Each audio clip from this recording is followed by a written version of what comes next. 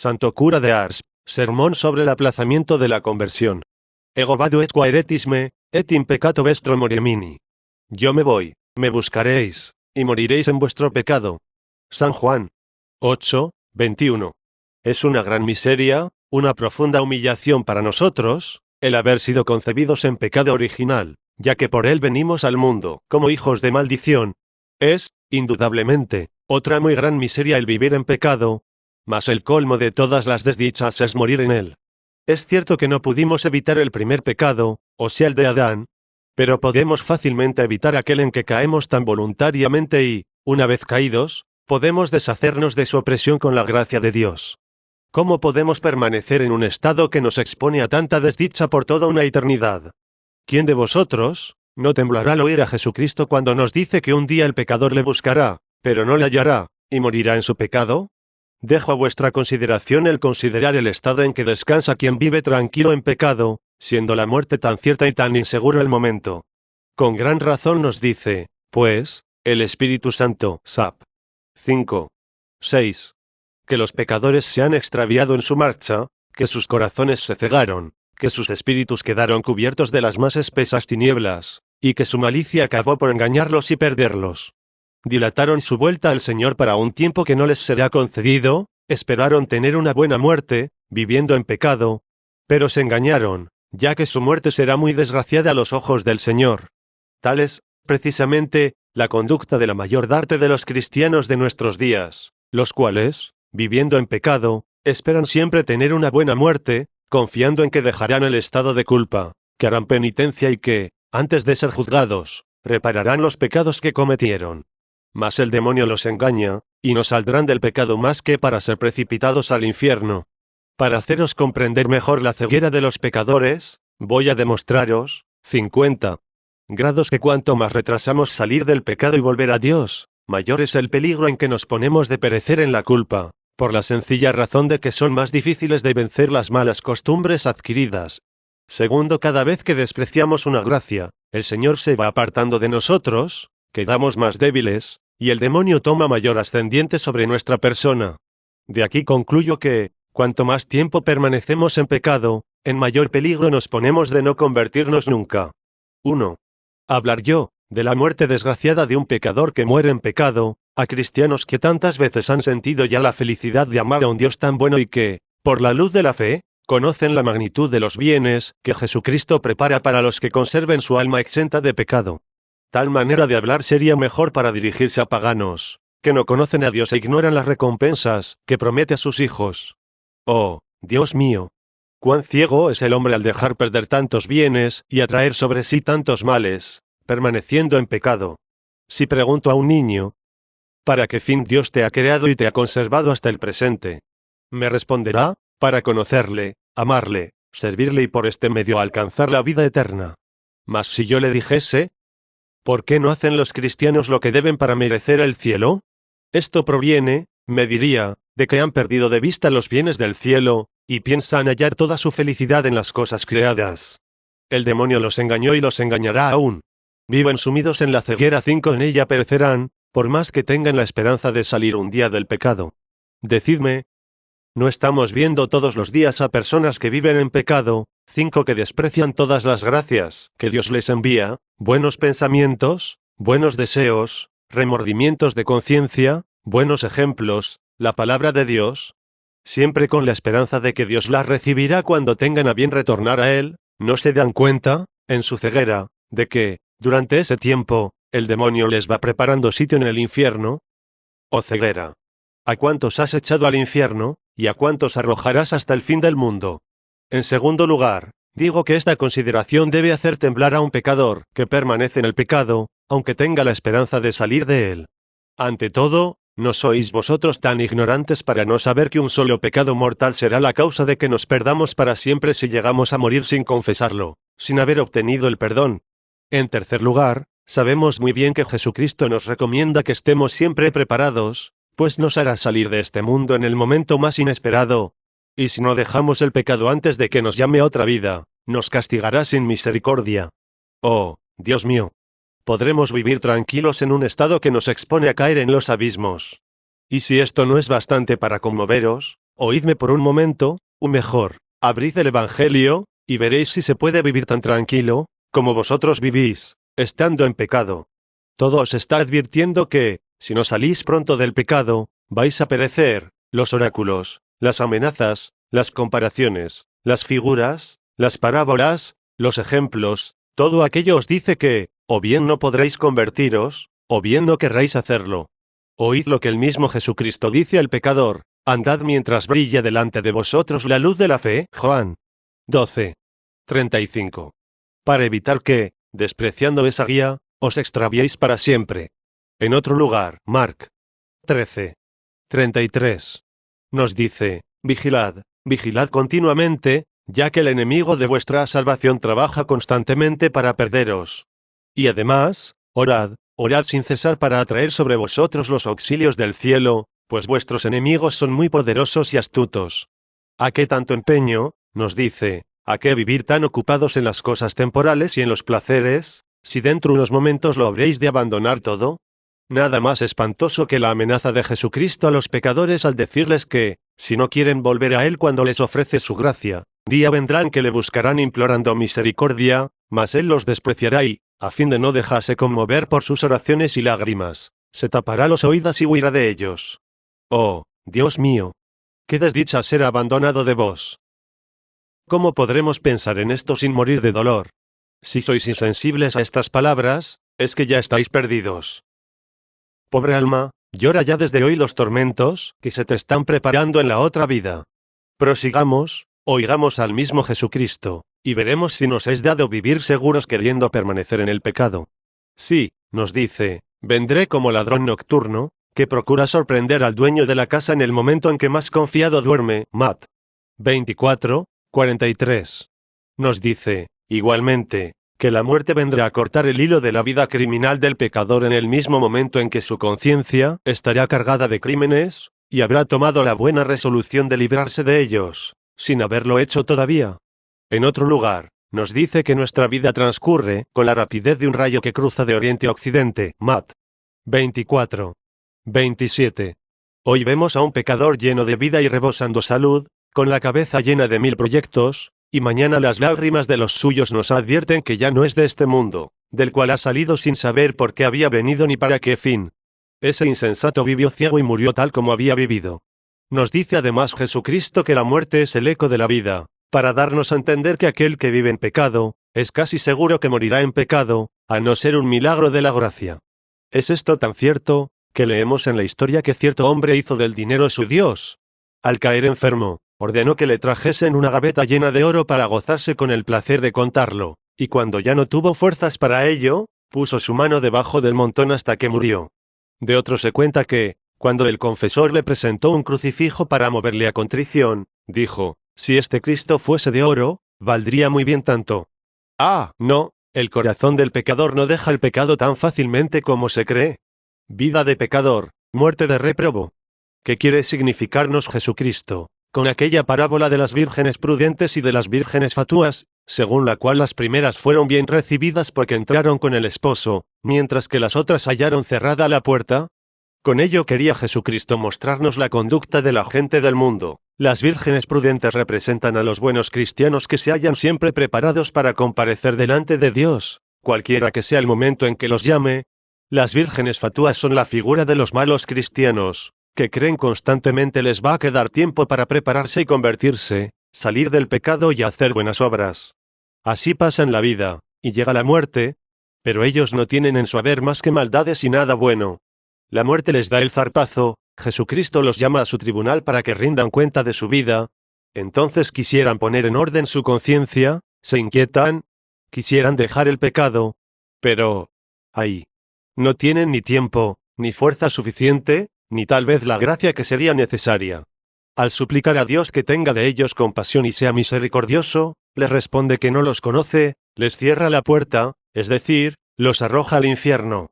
Ved la suerte de muchísimos pecadores, que viven muy tranquilos en el pecado. Pobre alma, cuán desdichada eres al tener que morar en un cuerpo que con tanto furor te arrastre al infierno. Amigo mío, ¿por qué quieres tú perder esa pobre alma? ¿Qué mal te ha hecho para condenarla a tantas desdichas? Oh, Dios mío, cuán ciego es el hombre.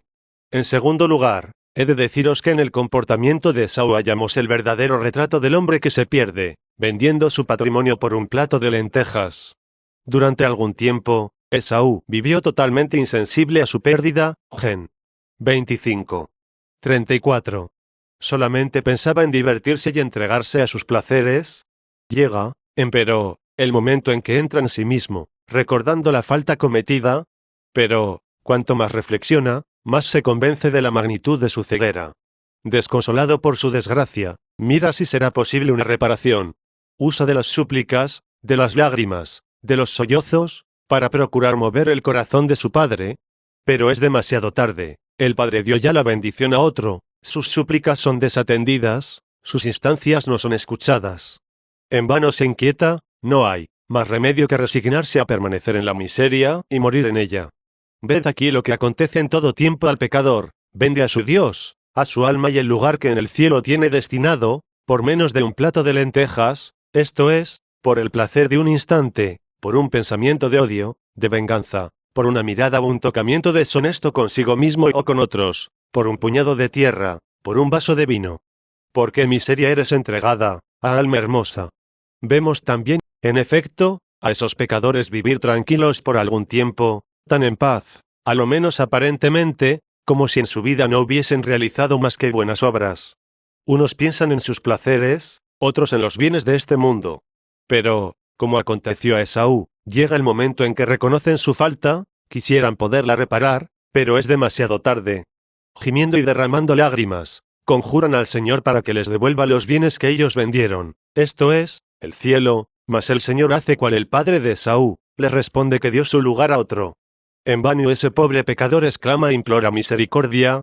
¿No tiene más remedio que resignarse a permanecer en su miseria y precipitarse en el infierno? Oh, Dios mío, cuán desdichada a los ojos del Señor es la muerte del pecador.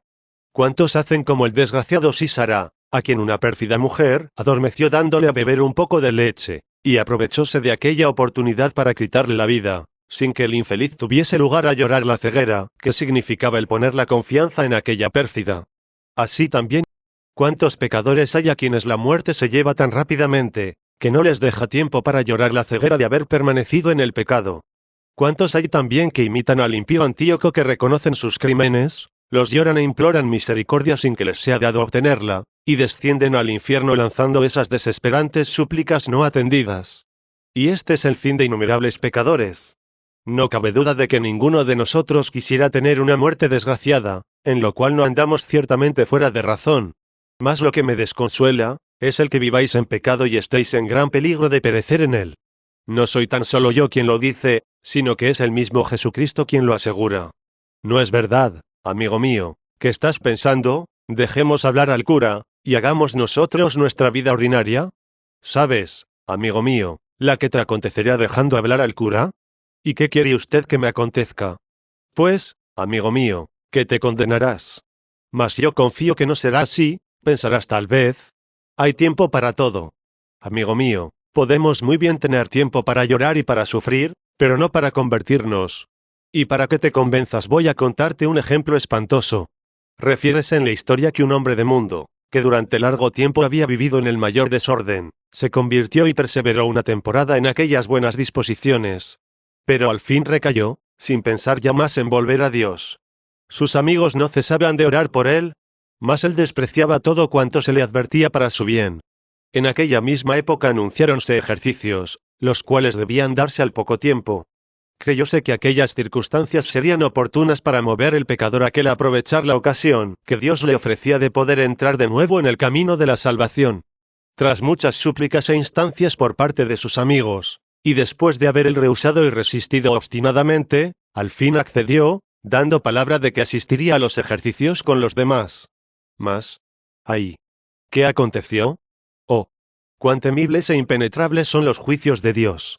La mañana misma en que se le aguardaba, que era el día en que los ejercicios iban a comenzar, supóse que aquel hombre había sido hallado muerto en su casa, sin conocimiento, sin socorro alguno, sin sacramentos. ¿Nos convenceremos de una vez de lo que es vivir en pecado con la esperanza de que un día saldremos de él? Abusamos del tiempo cuando disponemos de él, despreciamos las gracias que Dios nos ofrece. Mas, frecuentemente, el Señor, para castigarnos, nos las quita cuando querríamos aprovecharlas. Si al presente no determinamos portarnos bien, quizá, al quererlo, no nos será posible. ¿No es verdad que pensáis confesaros algún día, y entonces dejar el pecado y hacer penitencia? Esta es ciertamente mi intención. Esta es tu intención, amigo mío, pero yo voy a decirte lo que harás y lo que vas a ser. Actualmente estás en pecado. ¿No me lo negarás? Pues bien, después de tu muerte te condenarás. ¿Y qué sabe usted? Pensarás tú. Si no lo supiese no te lo diría. Además, voy ahora a demostrarte que, viviendo en pecado, aun con la esperanza de salir de tal estado, no lo harás, hasta queriéndolo de corazón, y entonces comprenderás lo que sea despreciar el tiempo y las gracias que en determinado momento nos ofrece Dios. Ya veis, pues, cómo, al retardar nuestra conversión, nos exponemos con frecuencia a no convertirnos nunca. ¿No es cierto que, al caer enfermo, te has dado prisa en llamar a un sacerdote para confesarte, y hasta has concebido un temor grande de que no estuviese bien hecha la confesión? ¿No eres tú quien, en tu enfermedad, dijiste que era gran ceguera esperar a la hora de la muerte para amar a Dios, y que, si te devolvía la salud, te portarías mucho mejor que hasta entonces, y que obrarías con mucho mayor juicio? Amigo mío, o hermana mía, si nuestro Señor os devuelve la salud, pobres hijos míos, ¿no os fijáis en que vuestro arrepentimiento no viene de Dios, ni del dolor de vuestros pecados, sino solamente del temor del infierno? Hacéis como Antíoco, que lloraba los castigos que sus crímenes atraían sobre sí, mas su corazón no había cambiado. Pues bien, hermana mía, Dios te ha devuelto la salud que con tanta insistencia le pediste, prometiéndole que te portarías mejor. Dime, una vez recobrada la salud, ¿te has vuelto mejor? ¿Ofendes menos a Dios? ¿Te has corregido de algún defecto? ¿Se te ve con mayor frecuencia recibir los sacramentos? ¿Quieres que te diga lo que eres? Helo aquí, antes de tu enfermedad te confesabas algunas veces al año. Desde que el Señor te ha devuelto la salud, ni aún lo haces por Pascua. ¡Ay! ¿Cuántos entre los que me escuchan obran así? Mas no tengáis cuidado, veréis cómo, a la primera enfermedad, Dios os hará salir de este mundo, o hablando más claro, seréis arrojados al infierno. Muy bien podéis ver cómo permaneciendo en el pecado, aunque sea con la halagüeña esperanza de abandonarlo algún día, os estáis burlando de Dios. Aguardaos, y veréis cuán chocante resulta eso de creer que Dios os perdonará cuando a vosotros os dé la gana de implorar su misericordia. Voy a poneros un ejemplo que, como otro ninguno, viene a tono con lo que hablamos. Se refiere que hubo un caballero bueno en extremo. Tenía un criado tan malvado que no perdonaba ocasión para injuriar a su señor. Complacíase, sobre todo, en hacerlo cuando estaba rodeado de visitas y amigos. Le robó muchas cosas y de gran valor, y acabó por seducir a una de sus hijas. Después de este golpe, huyó de la casa por temor a los rigores de la justicia. Pasado algún tiempo, se fue a encontrar a un sacerdote, que sabía era muy respetado en la casa del mencionado señor. El sacerdote se personó en la casa del caballero para rogarle que se dignase perdonar las culpas de aquel criado. El señor fue tan bondadoso, que habló así al sacerdote: haré cuanto vos mandéis. Mas quiero también que él me dé alguna satisfacción. Obrar de otro modo sería dar carta blanca a todos los criminales. El sacerdote, lleno de alegría, fuese al encuentro del criado y le dijo: nuestro Señor ha tenido la caridad de perdonaros, pero quiere, con evidente justicia, una pequeña satisfacción. El criado le contestó: ¿cuál es, pues, la satisfacción que quiere mi dueño, y en qué tiempo la habré de cumplir? Dijo el sacerdote: en su casa, al presente, arrodillado a sus plantas y con la cabeza descubierta. ¡Ah! Muchos honores quiere mi señor. Pero yo no quiero hacer más que pedirle perdón. Él quiere que sea en su casa, de rodillas y con la cabeza descubierta, y yo quiero hacerlo en mi cuarto, y acostado en mi cama. Él quiere que sea ahora mismo, y yo quiero que sea dentro de 10 años, cuando piense y esté dispuesto a morir. ¿Qué pensáis de ese criado? ¿Qué me decís de él? ¿Qué consejo hubierais dado a aquel caballero? Seguramente le habríais hablado así: Señor, vuestro sirviente es un miserable, que ni merece estar encerrado en un calabozo de donde salga únicamente para ser conducido al patíbulo. Pues bien, en este ejemplo, ¿no veis la manera como os portáis vosotros con Dios? ¿No es este el mismo lenguaje que usáis con Dios, cuando decís que aún tenéis tiempo, que no hay prisa, que no estáis aún cercanos a la muerte? ¡Ay! ¿Cuántos pecadores están cegados respecto al estado de su alma, y esperan hacer aquello que no les será dado realizar cuando ellos quieran? Pero, vayamos aún más lejos, y veremos que, cuanto más diferís dejar el pecado, en mayor imposibilidad os ponéis de salir de él. ¿No es cierto que, en algún tiempo, la palabra de Dios os conmovía, os llevaba a hacer ciertas reflexiones y que, varias veces, habíais resuelto dejar el pecado y entregaros enteramente a Dios? ¿No es verdad que el pensamiento del juicio y del infierno os hacía derramar lágrimas y que, ahora, nada de esto os conmueve, ni os sugiere la menor reflexión? ¿De qué proviene esto? ¿Es que vuestro corazón se ha endurecido y que Dios os abandona, de manera que cuanto más permanecéis en el pecado, más se aleja Dios de vosotros, y más insensibles os hacéis a vuestra perdición? Ah, si al menos hubieseis fallecido en vuestra primera enfermedad, no cayerais en lugar tan profundo del infierno. Pero, si quisiese retornar a Dios en la actualidad, ¿me recibirá aún el Señor? Amigo, no te digo sí, ni no. Si el número de pecados que Dios tiene el propósito de perdonarte, no está colmado, si no has despreciado aún todas las gracias que Dios te tenía destinadas, bien puedes esperar. Mas si estaba llena la medida de tus pecados y de las gracias menospreciadas, entonces todo está perdido para ti. En vano formularás los mejores propósitos. ¡Ah, Dios mío! Podremos pensar en esto sin que intentemos por todos los medios posibles mover la misericordia de Dios nuestro Señor. Mas, tal vez, alguien se dirá consigo mismo: ¿no tendré más que entregarme a la desesperación? Ah, amigo mío, yo quisiera poder llevarte a 2 pasos de la desesperación, para que, al darte cuenta del estado espantoso en que te hallas, adoptases, para salir del mismo, los medios que aún en el presente Dios te ofrece. Pero, me dirás, muchos hay que se convirtieron en la hora de la muerte. El buen ladrón, en primer lugar, nunca había conocido a Dios. Desde que le conoció, entregóse a él. Mas adviértase que es el único caso que la Sagrada Escritura nos presenta, y es para que no desesperemos del todo en aquella hora. Mas hay también muchos otros que se convirtieron, a pesar de haber vivido mucho tiempo en pecado. Cuidado, amigo mío, pues creo que te engañas. Dime que hay muchos que se arrepintieron. Pero convertirse, ya es otra cosa. He aquí lo que harás, y lo que has hecho ya en tus enfermedades: hacer llamar un sacerdote, porque te atemorizaba el mal que sufrías. Pues bien, con todo tu arrepentimiento, te has convertido. Sin duda te habrás endurecido más todavía. ¡Ay! Poca cosa significan tales arrepentimientos.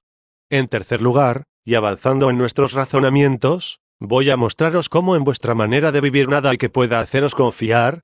Por el contrario, todo debe alarmaros, según ahora vais a ver. Primero sabéis vosotros que, por vuestras solas fuerzas, no podéis salir del pecado. Estáis plenamente convencidos de que es preciso que Dios os ayude con su gracia, ya que San Pablo nos dice que ya no somos ni capaces de formular un buen pensamiento sin la gracia de Dios. 2 Cor. 3. 5. Segundo, sabéis muy bien que el perdón solo podéis obtenerlo del mismo Dios. Reflexionad seriamente sobre estas 2 consideraciones, y comprenderéis cuán grande sea vuestra ceguera. O, para decirlo más claramente, pensad que estáis perdidos si con prontitud no abandonáis el pecado.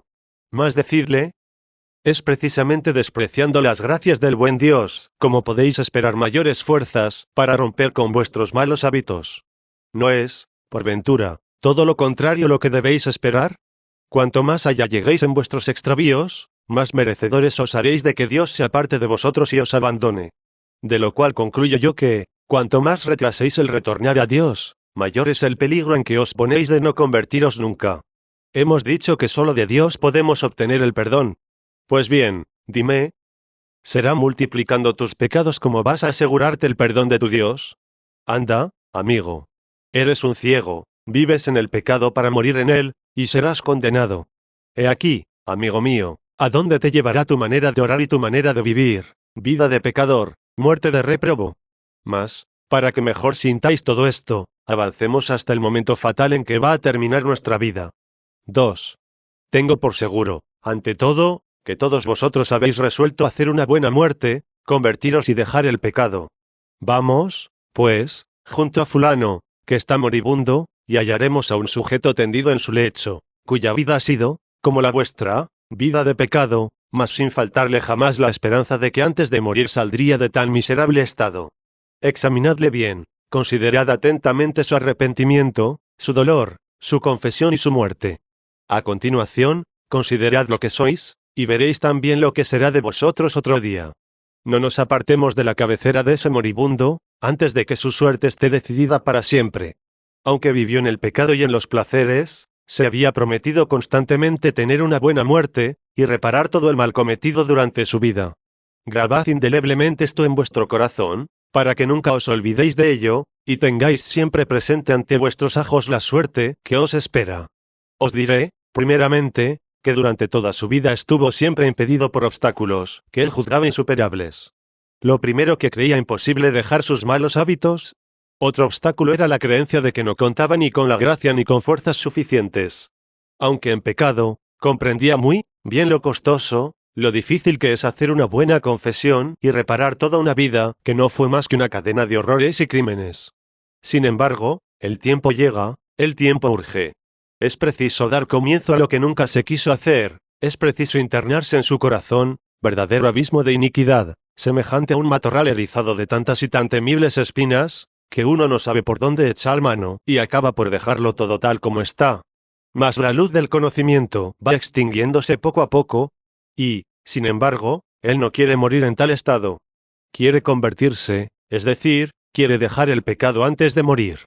Que morirá, no hay duda. Mas que se convierta no lo creo, sería preciso hacer ahora lo que debía haber hecho estando sano. En la imposibilidad de realizarlo, con lágrimas en los ojos, formula las mismas promesas que ha hecho cuantas veces se halló en trance de muerte, mas Dios no escuchará tales falsedades y mentiras. Para ello será necesario destruir el pecado, que echó ya en su corazón raíces tan profundas, que superan a toda fuerza que intente arrancarlas, como no sea una gracia extraordinaria. Pero Dios, para castigar su desprecio de todas las que en vida le concedió, se la deniega y le vuelve la espalda para no verle. Tápase los oídos para no exponerse a que sus gemidos y sollozos le enternezcan. ¡Ay! Es preciso morir, y nada de conversión. Pero ni tan solo conocimiento tiene. Vedle cómo desatina, contestando una cosa por otra. El sacerdote se queja, dice que se le debió avisar más pronto, que el enfermo carece ya de conocimiento, que no puede confesar. Padre, se engaña usted, tiene todo el conocimiento que debe tener antes de morir. Si hubiese venido ayer para confesarle, Dios le habría quitado también el conocimiento. Ha vivido en pecado despreciando el tiempo y las gracias que Él le concediera, y, según la justicia divina, debe morir en pecado. Aguarde usted unas horas y no tardará en verle arrastrado al infierno por los demonios a quienes tan puntualmente obedeció en vida. No aparte de él su mirada, y va a ver cómo vomita su alma al infierno. Mas, antes de llegar el terrible momento, consideremos la agitación que experimenta. Preguntadle si realmente quiere confesarse, si le sabe mal haber ofendido a Dios. Os hará ademán de que sí. Bien quisiera confesarse, pero no puede. ¡Ay! Es preciso morir, y nada de confesión. Nada de conversión. Nada de conocimiento. Acércate, amigo, mira a este empedernido pecador, que todo lo despreció, que se burló de todo, que creía que al morir todo acabaría para él. Mira a ese joven libertino, no hace aún 15 días dejaba oír su voz en los cafés y casas de diversión, cantando canciones las más obscenas, malversando su dinero en el juego. Mira a esa joven mundana llevada en alas de su vanidad, en la creencia de que jamás podría detenerse ni morir. Oh, Dios mío. Hay que morir. ¡Ay! ¡Qué cambio! Es necesario morir y condenarse. Mira aquellos ojos que salen de sus órbitas, presagiando que la muerte va a llegar. Ve cómo todos los que le acompañan están afectados de un sentimiento singular. Se le contempla con lágrimas en los ojos. ¿Me conoces?, le preguntan. Y él se limita a abrir horriblemente los ojos, con un visaje que pone espanto a cuantos le rodean. Se le mira temblando y con la cabeza inclinada. Salid de allí y dejadle morir tal como vivió. Venid vosotros que desde tantos años vais dilatando la confesión para tiempos mejores. Ved cómo sus labios fríos y temblorosos, faltos de movimiento, le anuncian que llega la muerte y la condenación. Amigo, deja por un momento la taberna, y ven conmigo a contemplar ese rostro pálido, ese semblante lívido, esos cabellos bañados en el sudor de la muerte. ¿No ves cómo se erizan sus cabellos? ¡Ay! Parece como si experimentase ya los horrores de la muerte. ¡Ay! Todo acabó para él. Es preciso morir y condenarse. Ven, hermana mía, deja por un momento esa música y esa danza. Ven y verás lo que te espera otro día. ¿No ves esos demonios que le rodean, induciéndole a la desesperación? ¿No ves sus horribles convulsiones? ¿Todo está perdido? Preciso es que el alma salga de su cuerpo. Oh, Dios mío. ¿A dónde irá esa pobre alma? ¡Ay! Solo el infierno será su morada. Un momento. Le quedan aún 5 minutos de vida para que le sea manifestada toda su desdicha. Vedle cómo se acerca a su fin. Los circunstantes y el sacerdote pónense de rodillas para mirar si Dios querrá tener compasión de aquella pobre alma, alma cristiana, le dice el sacerdote, sal de este mundo. ¿Y a dónde quiere usted que vaya, si no ha vivido más que para el mundo, si solamente se acordó del mundo? Además, según la manera como vivió, pensaba no salir nunca de él. Usted, padre, le desea el cielo, pero ella ni tan solo conocía su existencia. Se engaña, padre. Dígale más bien, sal de este mundo, alma criminal, ve a quemarte, ya que durante toda tu vida no has trabajado más que para eso. Alma cristiana, continúa el sacerdote, ve a descansar en la celestial Jerusalén. Bravo. Amigo, envía usted a aquella hermosa ciudad un alma toda cubierta de pecados, cuyo número excede a las horas de su vida, un alma cuya vida no fue más que una cadena de impurezas, la va usted a colocar junto a los ángeles, junto a Jesucristo que es la pureza misma. ¡Oh, horror! ¡Oh, abominación! Al infierno, ya que allí es donde tiene su lugar señalado. Dios mío, va siguiendo el sacerdote, criador de todas las cosas, reconoced esta alma como obra de vuestras manos. ¿Y qué? Padre, ¿se atreve usted a presentar a Dios, como si fuese su obra, un alma que no es más que un montón de crímenes, un alma enteramente corrompida? Cese, amigo, de dirigirse al cielo, vuelva su mirada hacia los abismos y escuche a los demonios cuyo auxilio tanto reclamó. Écheles esa alma maldita, ya que para ellos trabajó. Dios mío, dirá tal vez aún el sacerdote, recibid esta alma que os ama como a su Criador y como a su Salvador. Ella ama al buen Dios. ¿Dónde están, amigo, las señales? ¿Dónde están sus devotas oraciones, sus buenas confesiones, sus buenas comuniones? O mejor, ¿cuándo cumplió el precepto pascual? Calle usted, escuche al demonio diciendo a gritos que ella le pertenece, ya que desde mucho tiempo él se entregó. Hicieron un trato de cambio, el demonio le dio dinero, medios de vengarse, le procuró ocasiones de satisfacer sus infames deseos. No, amigo, no le hable más del cielo. Por otra parte, ella tampoco lo desea. Prefiere, estando tan cubierta de crímenes, ir a arder en los abismos, antes que subir al cielo, en presencia de un Dios tan puro. Santo cura de Ars, sermón sobre el aplazamiento de la conversión. Detengámonos ahora un momento, antes que el demonio se apodere de ese réprobo. Solo le queda el conocimiento necesario para darse cuenta de los horrores del pasado, del presente y del porvenir que, para él, son otros tantos torrentes del furor de Dios cayendo sobre el infeliz para completar su desesperación.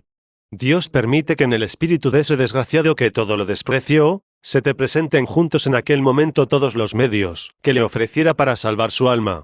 Ve entonces cómo tenía necesidad de todo cuanto le ofreció Dios, y no le ha servido de nada. Dios permite que, en aquel momento, se acuerde hasta del ínfimo pensamiento saludable de los que le habrán sido sugeridos durante su vida, y ve cuál fue su ceguera al perderse. Oh, Dios mío, ¿cuál será su desesperación en tales momentos, al ver que podía salvarse 5 se ha de condenar? ¡Ay! El presente y el porvenir completan su desesperación. Tiene plena convicción de que antes de transcurrir 3 minutos estará en el infierno para no salir jamás de allí. El sacerdote, viendo que no hay lugar para la confesión, le presenta un crucifijo para excitarle al dolor y a la confianza, diciéndole, «Mijo mío, he aquí a tu Dios que murió para redimirte, ten confianza en su gran misericordia, que es infinita. Salga de aquí, amigo». ¿No ve usted que solo aumenta su desesperación? ¿Piensa lo que va a hacer? Un Dios coronado de espinas, en las manos de una mundana veleidosa que durante toda su vida solo procuró adornarse para agradar al mundo. Un Dios despojado de todo, hasta de sus vestiduras, en manos de un avaro. Oh, Dios mío, qué horror. Un Dios cubierto de llagas, en manos de un impuro. Un Dios que muere por sus enemigos, en manos de un vengativo. Oh, Dios mío. Podemos imaginarlo sin morir de horror. Oh, no le presente usted más ese Dios clavado en cruz. Todo acabó para él, Su reprobación es segura. ¡Ay! Es preciso morir y condenarse, teniendo tantos medios para alcanzar la salvación. Dios mío, ¿cuál será la rabia de ese cristiano durante toda la eternidad? ¡Ay! Oídle al dar sus tristes despedidas. El infeliz ve que sus parientes y amigos huyen de él y le abandonan, y lloran diciendo, ya está, ya murió. Es en vano que se esfuerce en darles su última despedida. Adiós, Padre mío y Madre mía. Adiós, mis pobres hijos, adiós para siempre. Mas, ay, aún no ha exhalado su último suspiro, y ya se haya separado de todo, ya no les escucha. ¡Ay! Yo me muero y estoy condenado. ¡Ay! Sed más buenos que yo. Oh, se le dice, no dejaste de obrar bien durante tu vida. Oh, triste consuelo. Pero no son estas las despedidas que más le entristecen. Ya sabía él que un día lo había de dejar todo esto. Mas, antes de bajar al infierno, levantaba los ojos al cielo, perdido para siempre. Adiós, hermoso cielo. Adiós, mansión feliz que por tan poca cosa he perdido. Adiós, dichosa compañía de los ángeles. Adiós, mi buen ángel de la guarda, a quien Dios había destinado para ayudarme a mi salvación, y a pesar de vos me he perdido. Adiós, Virgen Santa y Madre Tierna, si hubiese querido implorar vuestro auxilio, vos hubieseis obtenido mi perdón. Adiós, Jesucristo, Hijo de Dios, que tanto sufristeis por salvarme, y yo me he perdido. Vos que me hicisteis nacer en el seno de una religión tan consoladora, y fácil de seguir. Adiós, Pastor mío, a quien tantas penas he causado al despreciar a usted y todo cuanto su celo le inspiraba para hacerme ver que, viviendo como yo vivía, me era imposible salvarme. Adiós para siempre. Ah, al menos los que están aún en la tierra pueden evitar semejante desdicha. Mas, para mí, todo se acabó.